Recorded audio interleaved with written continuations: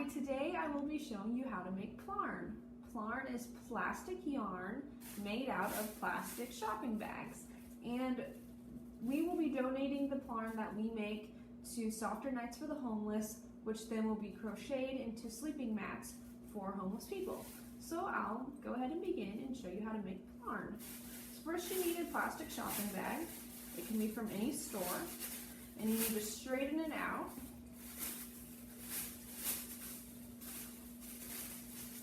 So get it to be kind of like this, and then you flatten it out. And then you fold it 3 or 4 times.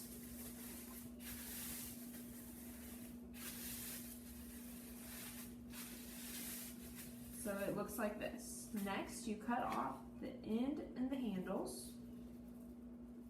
So this is the seam at the bottom that I'm cutting off.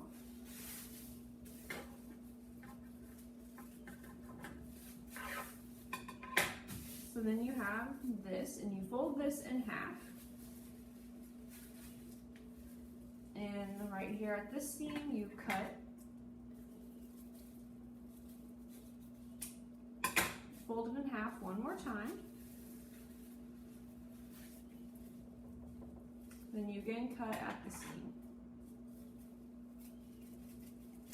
And that's it.